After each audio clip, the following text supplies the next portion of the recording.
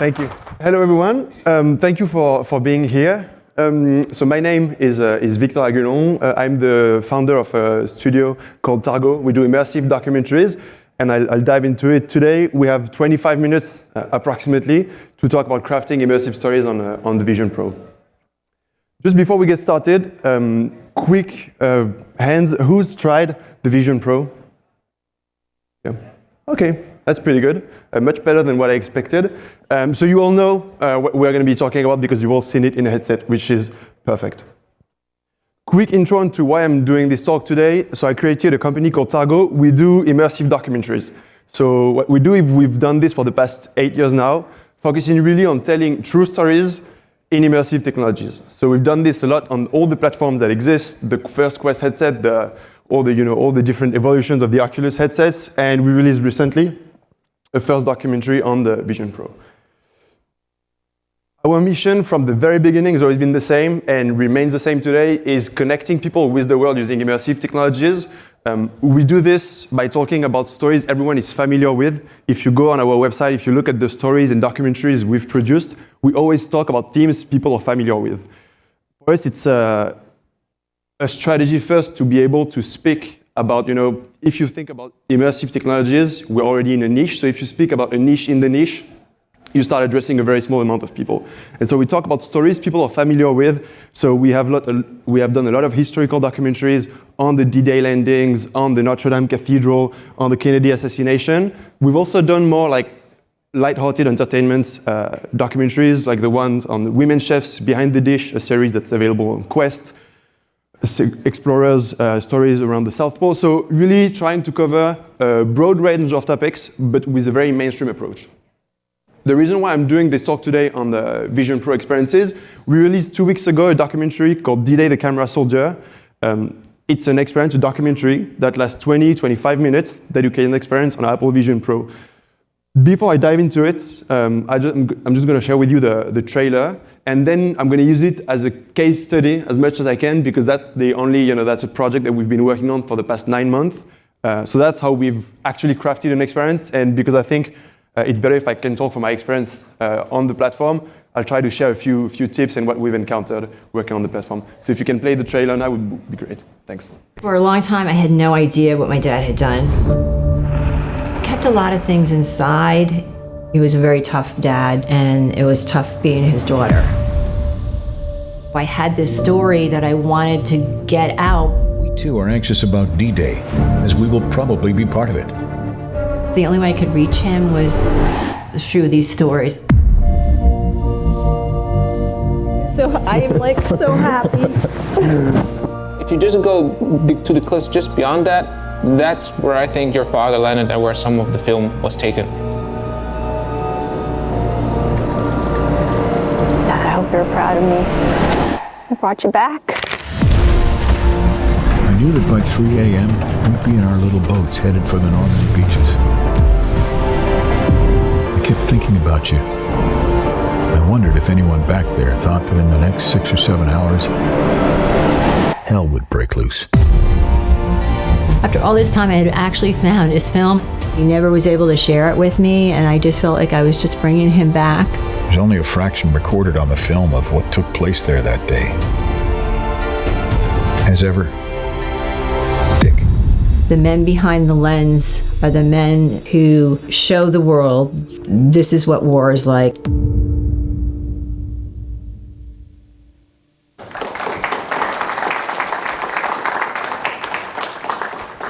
Thank you. So this documentary is available on Vision Pro. We released it 2 weeks ago. What really is this documentary about is, first, it's a story. So we used a lot of technology, but what's very important is that to think that this is a story about a daughter getting immersed into her father's story. So what was very specific with this piece is we could use the medium, the virtual reality headset, the spatial computers, as really the storytelling medium to really go along, the journey of Jennifer connecting with her father. And so we leveraged several technologies: spatial video, interactive objects, immersive video, interactive CGI scenes also, just to be able to bring you on her journey.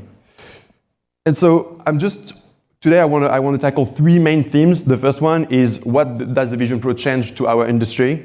as storytellers, why it marks a new era for stories, and also why, as creators, as producers, we should work on building an industry and trying to really go past the sort of niche phase that we're still stuck in. So starting with why it's a device, why it's more than a device. When you look at the Vision Pro, and it's something that's very obvious if you look at all the marketing materials, Vision Pro doesn't address the same audiences that the previous VR headset addressed. If you go on Meta's website, if you go on their marketing materials, what you'll see mostly that today it's still targeted and marketed as a gaming platform. We don't know yet what the Android XR platform will look like because we haven't seen it. And as a creator now in this space, I'm very much focused on what we see and what's available. But we have interesting signs because when you look at how they define it, one of the first things they say that it will help you watch, dream bigger, and explore and enjoy entertainment. So we can see a big focus on entertainment, and that's a shift that we're seeing in the industry. Vision Pro, I think, they go much further than this. If you go on their website, one of the first materials that they show you is the promise of a theater. And so for us, it does send a big signal, which is people will have an experience that is a sit-down experience, that is familiar with like the TV, the cinema, and that's what we are banking on. So our bet is that this is an entertainment device first and foremost, and that this is something that brings in a new audience, people that are more mature, that will be interested in stories, in documentaries, in cinema. So what does it change concretely? From a technical perspective, it changes two things. The first one is that you can finally display media at an extremely high resolution that feels like Hollywood quality. And the second thing is that you can also change between media types. In the past, we were pretty much stuck with 360 video or interactive. With Vision Pro, you can really blend all the media type, which means that you have to choose. And that's really why it's a new era for stories, because before we were used to be confined to really like one medium. Today we have to choose. And because we have to choose, because we're free, it also means that now we have to be much more intentional about why we use such or such technology.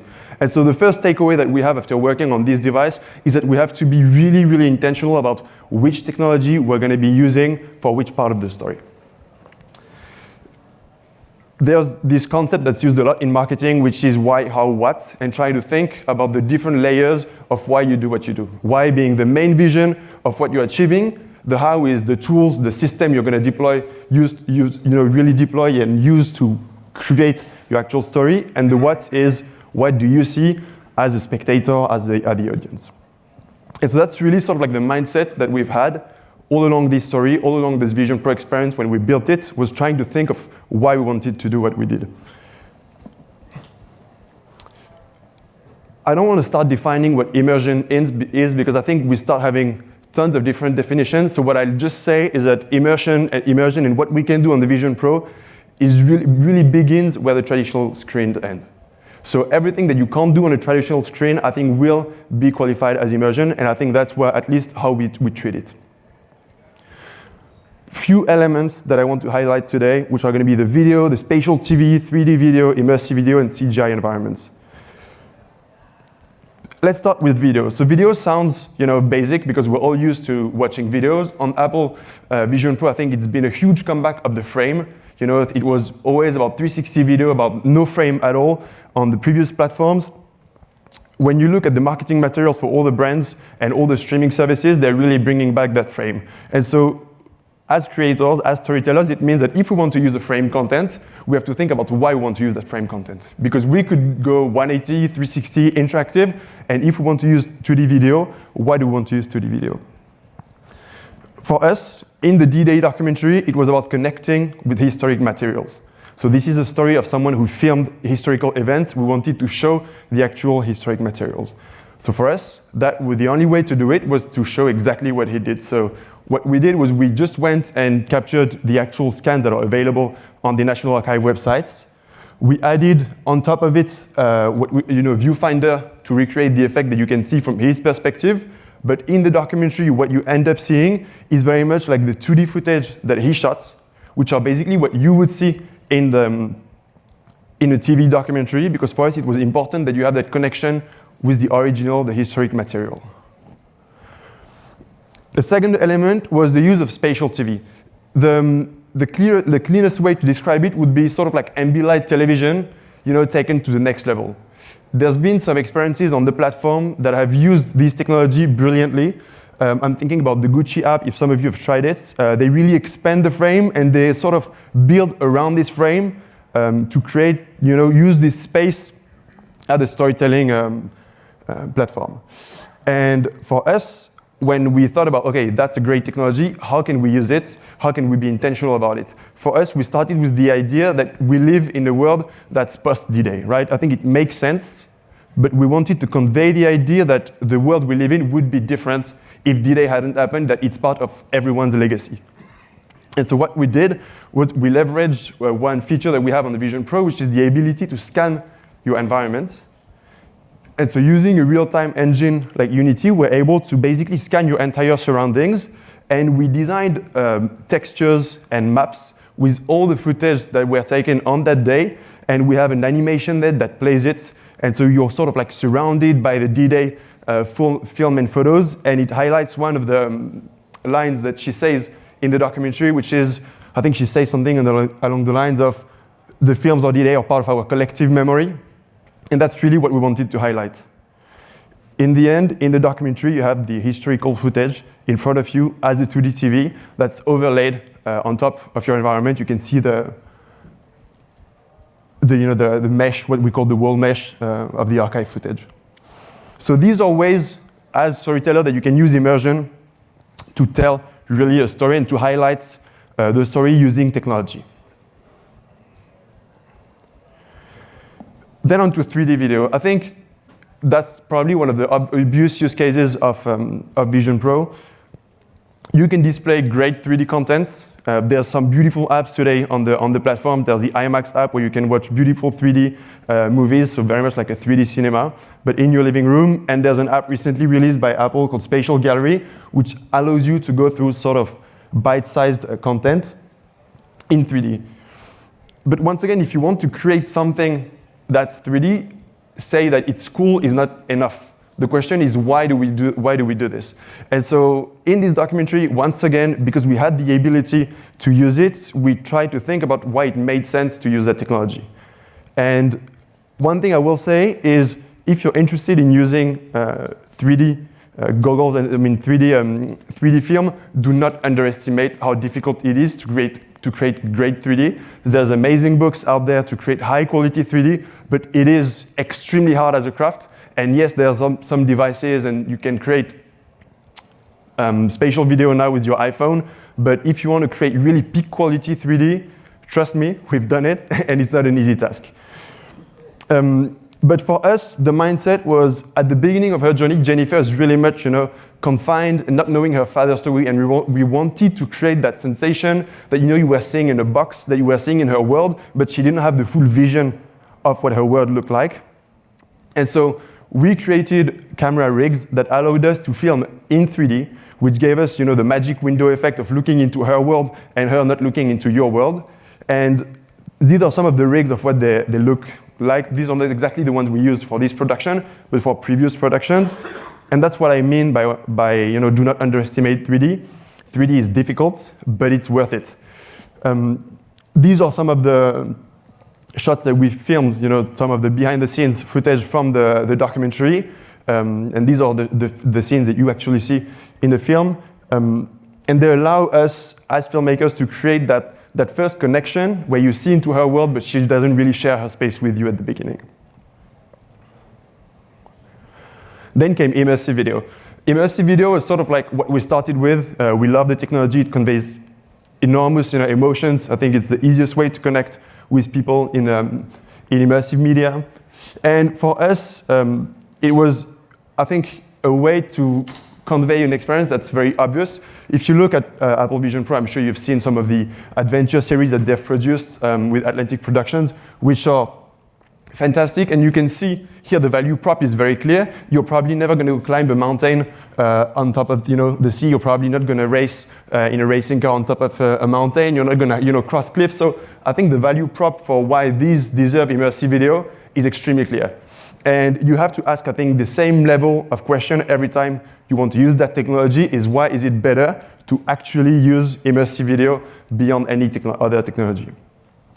For us, Before that, I want to dive into one thing, actually, which is the aesthetics of immersive video.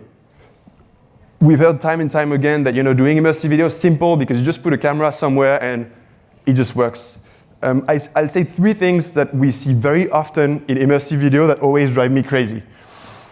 The one thing that makes immersive video, I think, beautiful is symmetry. When you feel like you're right in the middle, you're positioned perfectly, and there is something that feels like you belong to the space you're in, that's a sign of beauty in immersive video. A second thing is layering.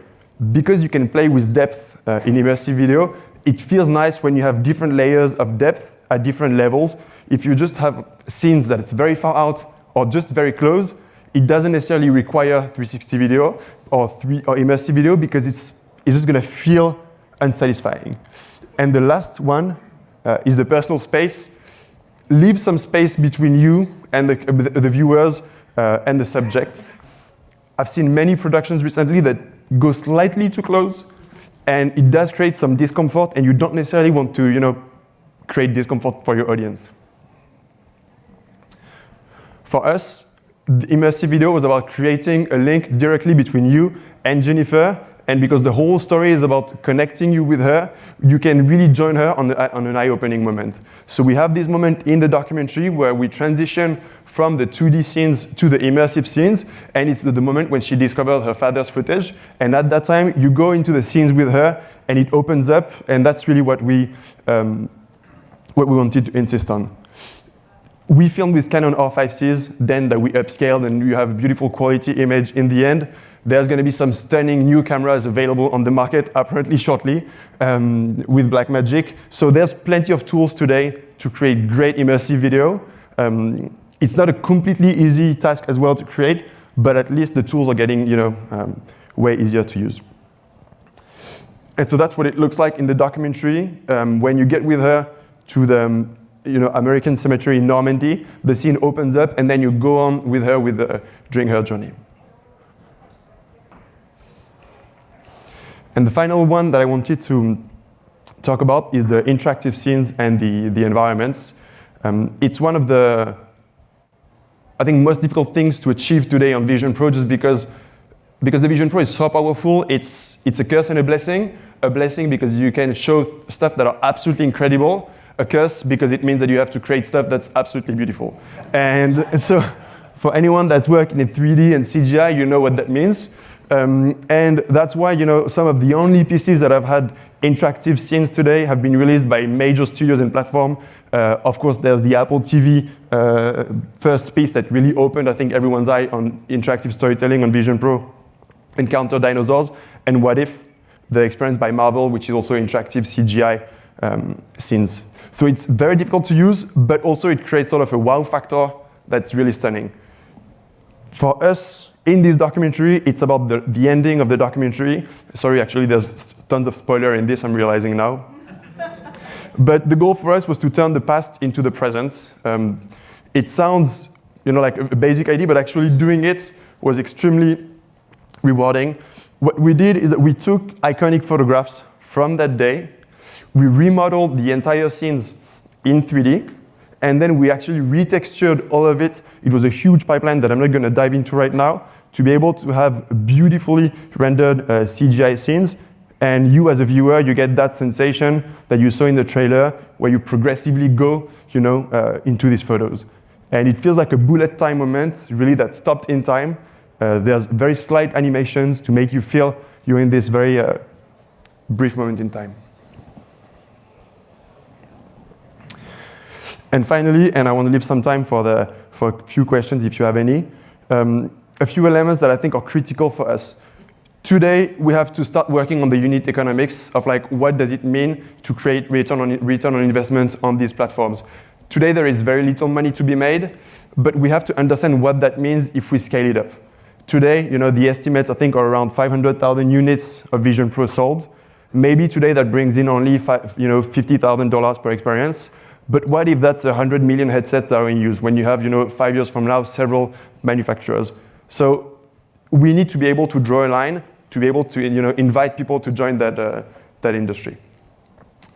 Second is, if anyone here is a producer, go mainstream. Let's try to tackle the big themes and the stories, the brands, the IPs, what people know, to give them a reason to buy a headset, to watch content, and to understand basically what we all believe in, which is that this is a powerful entertainment platform. And finally, and it's the best and the worst, no one cares as much about immersive storytelling as all of us here. And that means it belongs to us to build this future, create this platform, show what the future can be like. And so that's what we're trying to do. And I know many of you here, and I know that's what all of you here are trying to do as well. And so that will be my ending word. Thank you for your time.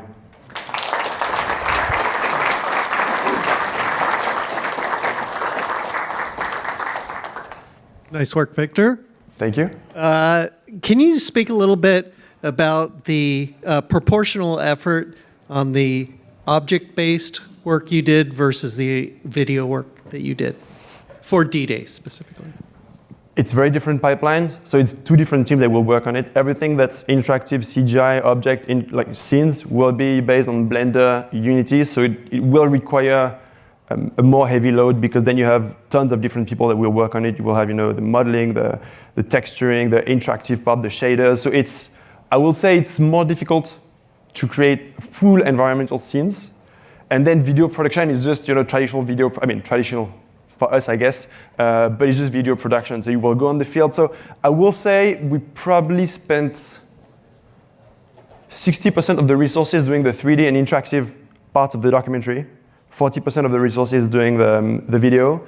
But in the documentary, you probably have 30% of really interactive and 3D scenes in terms of runtime, and 70% of. So it's kind of like reversed orders.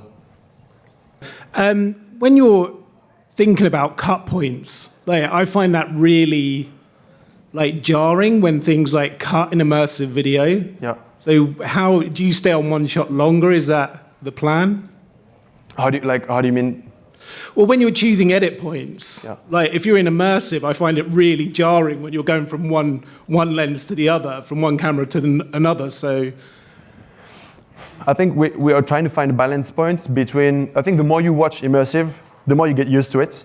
And so at the beginning of immersive documentaries, it was very slow. And I think the more we progress in the industry, the more we're able to go fast cut. And I think that's our guidelines being, it's better to have people frustrated than bored, right? And so just there's ways then that you can really indicate that when a shot's gonna end, and you can have nice fades and crossfades. So there's just plenty of techniques properly to do it.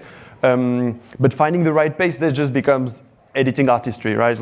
Is your editor good? What do you think your editor should do? But it requires probably a bit. You need more time in immersive shots than you need on 2D shots for sure. The more immersive the shot, the more time you'll need in. Thank you very much for your presentation. My question is, did you make a choice not to use any motion capture and VR to tell the story in terms of the D-Day landing, bringing to life some of the people who were in the photographs, and creating a scene? Is the question over? The question is, did you make a definite choice not to? Yeah. And why, if you didn't? For us, the point was we wanted to show these photos in an immersive way, and we wanted to stick to the photos clearly.